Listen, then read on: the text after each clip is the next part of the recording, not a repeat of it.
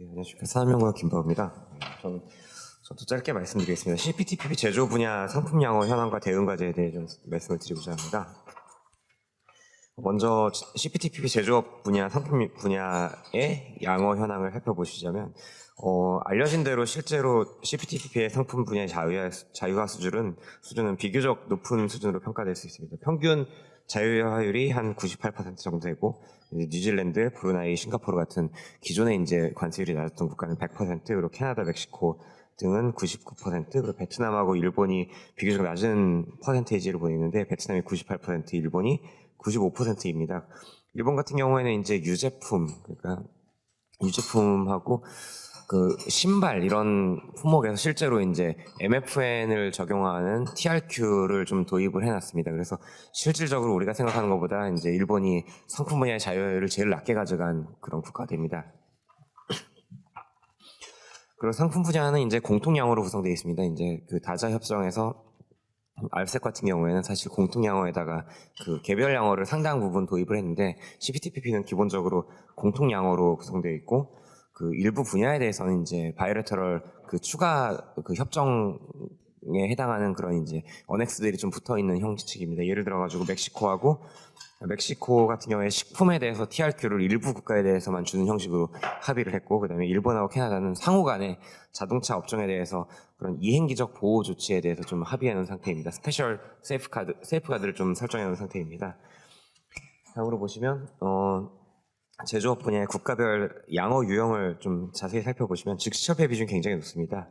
전체적으로 이제 호주, 브루나이, 캐나다, 칠레, 일본 등의 이제 그 즉시철폐 품목으로 설정된 품목이 90% 이상을 차지하고, 멕시코 말년이 이제 각각 77%, 84%로 굉장히 낮은 편입니다.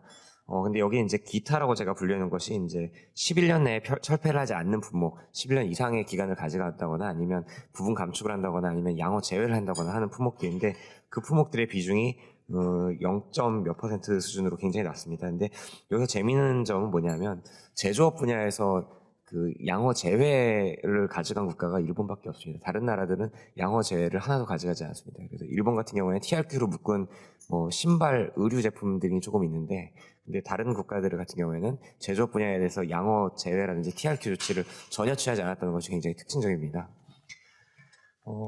뭐 당연한 상식이겠지만 기존의 관세율이 낮을수록 그런 품목들을 그 카테고리로 묶어가지고 관세를 더 빠르게 철폐하는 그런 경향이 관측되고 있습니다. 그래서 즉시 철폐 대상이 된 품목들은 기존에도 MFN 관세율이 굉장히 낮았던 그 양상을 보이고 있고, 조금 비교적 장기로 볼 수 있는 6년 이상 기간을 가져갔던 품목들 같은 경우에는 기존의 관세율이 좀 높은 수준으로 관측됩니다. 예를 들어서 뭐 캐나다가 6년에서 11년으로 묶은 품목들은 평균 관세율이 14%고, 일본 같은 경우에도 우리가 알다시피 일본은 기본적으로 관세율이 굉장히 낮은 국가임에도 불구하고 6년 이상 11년까지 관세 철폐를 가져가는 품목들의 단순 평균 MFN 관세율이 6.3%에 달합니다.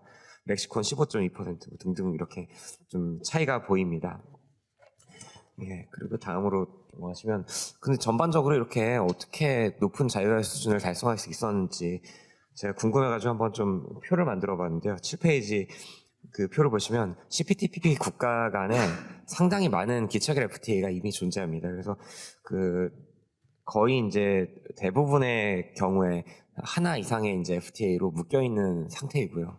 그리고 이제 그렇지 않은 케이스가 이제 뭐 베트남, 캐나다라든지 베트남, 뉴질랜드, 베트남, 페루 뭐 이 정도, 뭐 아니면 일본 같은 경우에도 일본, 캐나다, 일본, 뉴질랜드인데, 사실 일본하고 캐나다, 뉴질랜드 같은 경우에는 원래 그 제조업 분야 관세율이 낮았기 때문에 이런 케이스에 대해서는, 이런 타이에 대해서는 사실 별 이슈가 없이 진행될 수 있었지 않았나라는 그런 생각이 듭니다. 이제 사실 가장 챌린징했을 것으로 보이는 나라는 제가 판단하기에는 이제 멕시코입니다. 사실 멕시코는 그 호주, 브루나이, 캐나다, 그 말년, 뉴질랜드, 싱가포르, 베트남과 모두 FTA가 없는 국가였습니다. 그렇기 때문에 멕시코 입장에서는 단번에 이제 한 번에 많은 그 시장 개방을 동시에 해야 되는 그런 입장에 놓였던 것으로 보입니다. 그래서 멕시코 같은 경우에 좀 그 양호 수준이 다른 국가에 비해 조금 낮았던 것으로 판단이 됩니다. 이것을 이제 한미 FTA랑 한번 간단하게 비교해 보면, 한미 FTA에서도 공산품 분야의 자유화율은 100%라고 보시면 됩니다. 사실상 물론 뭐 약간 TRQ를 설정해놨던 품목이 있지만 그것도 시간이 지나면 덱스트링 같은 경우에 다 풀리도록 설정해놨기 때문에 일단 한미 FTA는 공산품 분야의 자율 100%입니다. 그런데 CPTPP 같은 경우에는 저관세 국가 그 즉시 철폐 비중으로 봤을 때 한미 FTA가 85% 정도를 즉시 철폐했는데 저관세 국가가 CPTPP에서 즉시 철폐한 그 품목수 비중이 이미 90%를 상회하기 때문에 이건 한미 FTA랑 비교해보다 절대 낮은 수준이 아닌 그런 상품 분야에 있어서는 그런 협정이라고 보입니다. 시간이 없기 때문에 정책적 시사점 간단히 말씀드리겠습니다. 그래서 저희가 사실 제가 이제 산업부에서 그 진행하고 있는 CPTPP 제조업 상품 분야 양호한 연구 그 책임을 맡아서 진행하고 있는데 저희가 시산을 해본 결과 CPTPP에 우리나라가 참여하게 될 경우에 경제 효과로 나올 수 있는 것이 대일본 수출입 효과 그리고 대멕시코 수출 효과 그리고 대베트남 수출 효과가 좀 나타날 것으로 보이고 있습니다.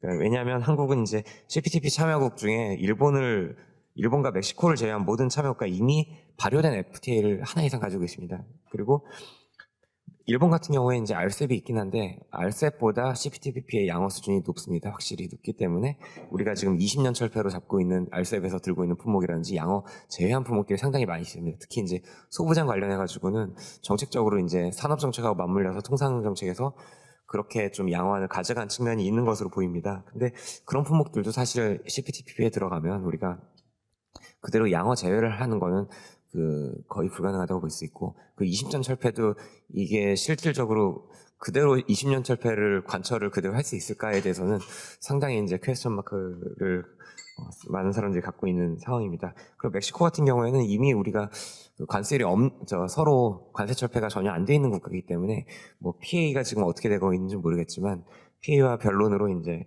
CPTPP에 들어갈 경우에 한맥 FTA가 실질적으로 발효하는 그런 효과를 가져오기 때문에 우리가 아무래도 근데 수출이 많아서 수출 효과가 좀 더 클 것으로 예상되는 그런 측면입니다. 베트남 같은 경우에 한 배도 있는데 무슨 효과가 있겠느냐 이렇게 의문을 가지실 수도 있겠지만 베트남 같은 경우에는 이제 자동차 등 우리가 수출을 주로 하고 있는 그런 섹터에서 한 배에서도 양호 제외된 품목들이 상당히 많이 있습니다. 그래서 CPTPP에 지금 베트남이 내놓은 걸 우리가 그대로 받아들이게 된다고 하면 추가적인 수출 증가 효과가 좀 기대가 됩니다.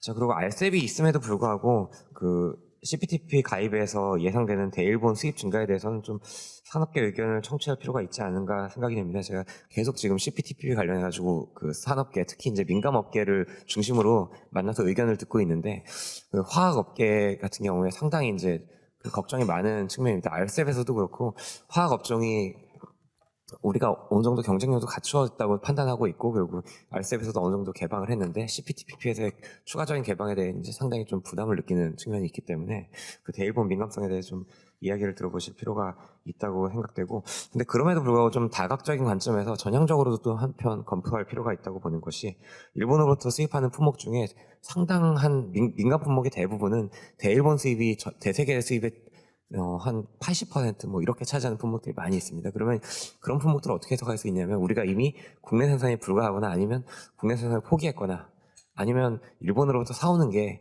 경쟁력이 있다고 수요 기업들이 판단하는 케이스인데 그런 부분에 있어서 이제 소재 부품을 생산하는 국내 기업하고 수요하는 그런 기업들하고 입장이 많이 다르기 때문에 그 부분을 잘 조율할 필요가 있습니다. 대표적인 케이스가 이제 동박 같은 건데 반도체 만들 때 사용되는 원료인데 그 반도체 업계에서는 이 수익 관세를 진작부터 철폐해달라. 일본에 대해서.